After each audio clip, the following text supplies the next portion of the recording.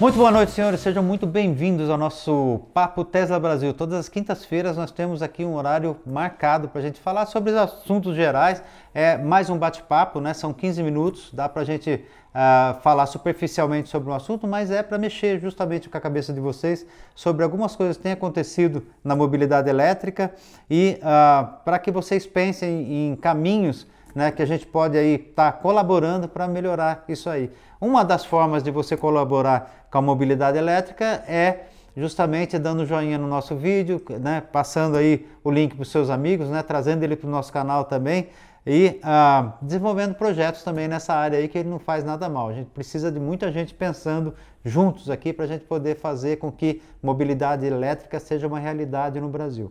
E hoje nós vamos falar uma coisa muito pertinente com relação a isso. Nós vamos falar sobre o cenário atual com os últimos avanços das tecnologias em veículos elétricos, né? O cenário atual é um cenário pós-pandemia, né? Uma coisa que deu uma travada em todo o cenário de mobilidade elétrica.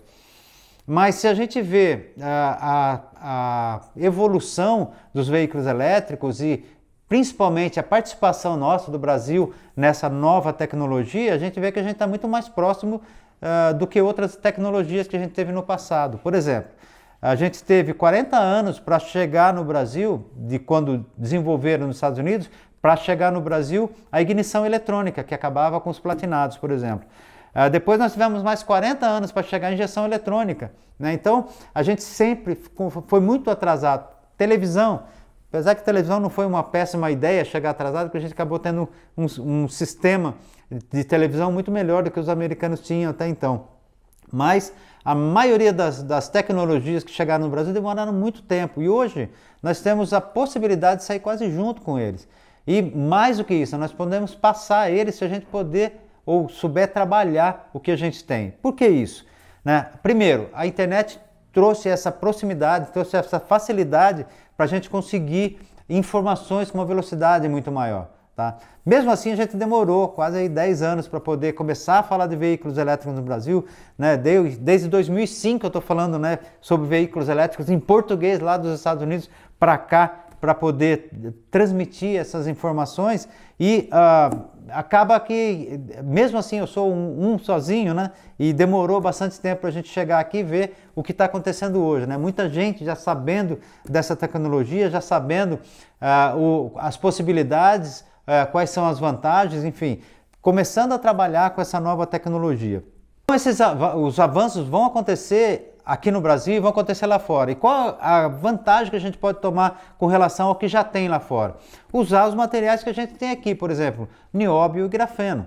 Né? A gente tem investido, né? O governo tem investido em algumas universidades aí para desenvolvimento de projetos na área de grafeno e do nióbio.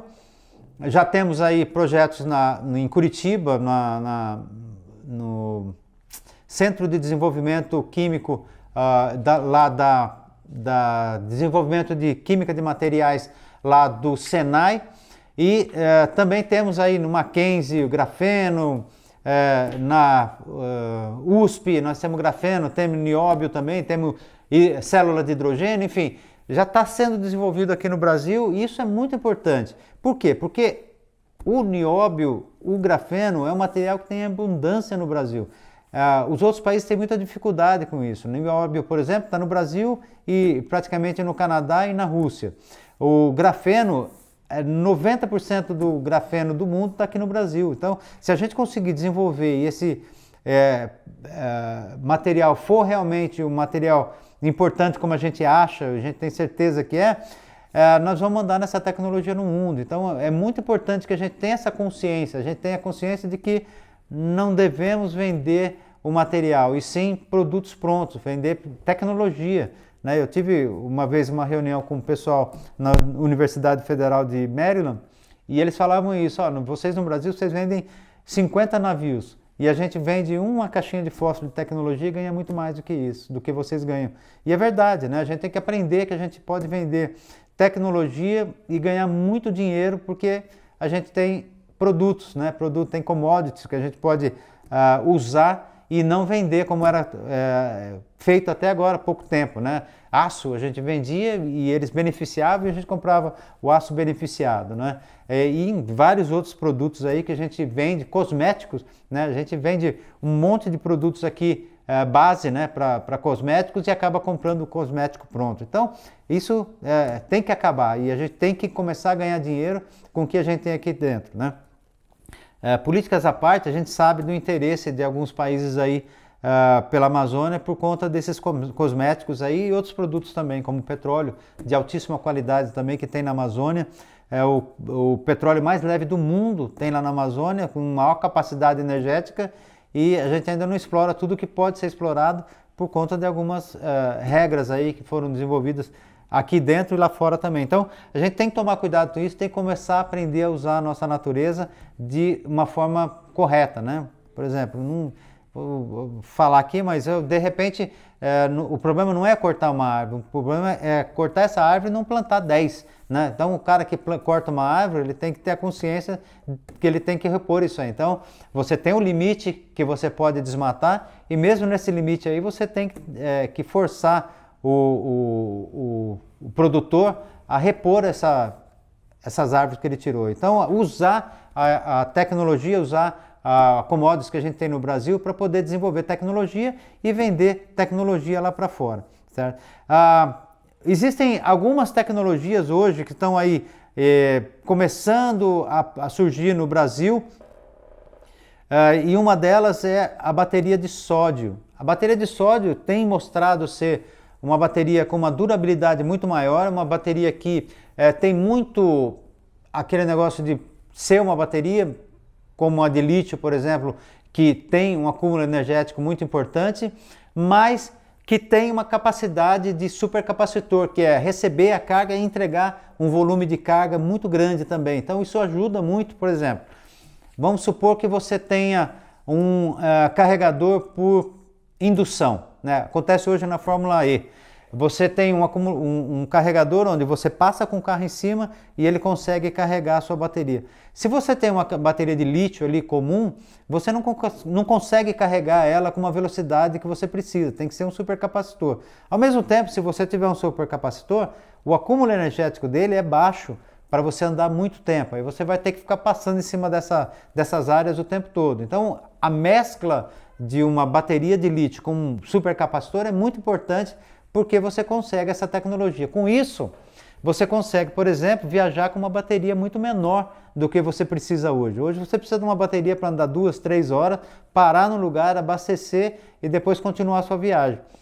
Nesse caso, você ia passar ali em cima e andar mais 1 hora pelo menos, passava de novo em cima de um outro carregador por indução, andava mais 1 hora, então você não precisa parar para abastecer. Essa é uma tecnologia que com certeza vai viabilizar uma ideia dessa no futuro, né? Então, a bateria de sódio é uma bateria que vem para mudar essa consciência. A gente não sabe ainda se vai ser a tecnologia do futuro, como eu sempre falo, nós ainda temos outros materiais aí importantes, mas é um caminho, né? A gente tem que estar ligado em todos os caminhos. Essa é uma das tecnologias que estão chegando aí, tá? Na questão de motores também, a gente tem vários motores hoje. A gente tem aqui sendo fabricado no Brasil motores por indução, motores de gaiola, e já está começando algumas empresas já pensar nos motores de imã permanente e outros tipos de motores também que são mais eficientes. O que tem que acontecer para o veículo elétrico melhorar? Porque viável já está sendo, mas melhorar. Você tem que ter motores de alta eficiência. Hoje nós temos motores aí de 97% de eficiência, que significa que 97% da energia que você coloca naquele motor é convertida em energia mecânica, então já é uma grande eficiência, mas pode até melhorar. Nós precisamos melhorar também os inversores, então quanto melhor tiver um inversor com menos perda, melhor vai ser para essa tecnologia, e melhorar também o acúmulo energético. Então, quanto menor a bateria, maior tem que ser o acúmulo energético para a gente poder diminuir o peso nos veículos também. Quando a gente conseguir uma bateria pequena, com um acúmulo energético grande o suficiente, e os outros equipamentos desses veículos com uma capacidade energética de perto de 100% ou com uma eficiência energética perto de 100%, aí sim nós vamos ter o veículo ideal. Para você ter uma ideia, vamos fazer uma comparação do desenvolvimento ou da evolução do microchip. Imagina que os veículos tivessem evoluído da mesma forma, né? O microchip começou, né, foi desenvolvido em 1971. De 1971 para cá, ele teve uma evolução. Para você ter uma ideia, ele ficou 3.600 vezes mais eficiente e 60.000 vezes mais barato. Agora vamos fazer uma comparação para você ter realmente o corpo disso, para você entender realmente o que é isso. Vamos comparar com um carro, um Fusca, por exemplo. Um Fusca 1971 e se fosse fabricado um Fusca hoje, né? Qual seria a evolução desse veículo? Esse veículo estaria fazendo em velocidade 480.000 km por hora. Ele estaria fazendo 12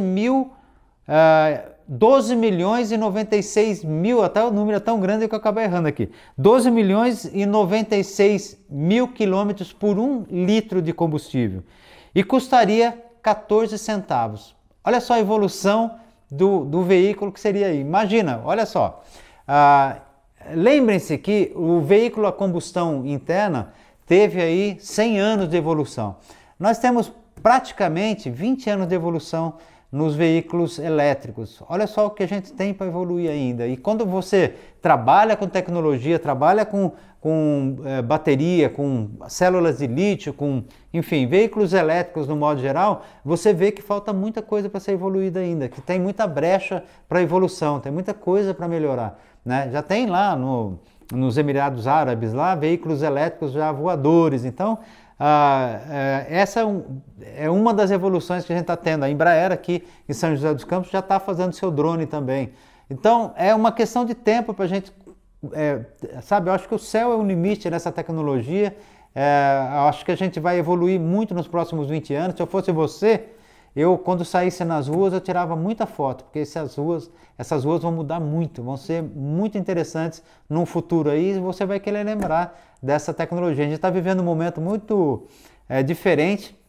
Eu acho que nós somos privilegiados de viver esse momento, porque a gente, né, a vida inteira a gente está acostumado com o que está acontecendo aí e vai mudar de uma forma radical em pouco tempo. Então aproveitem, porque você vai viver esse momento aí, tá bom?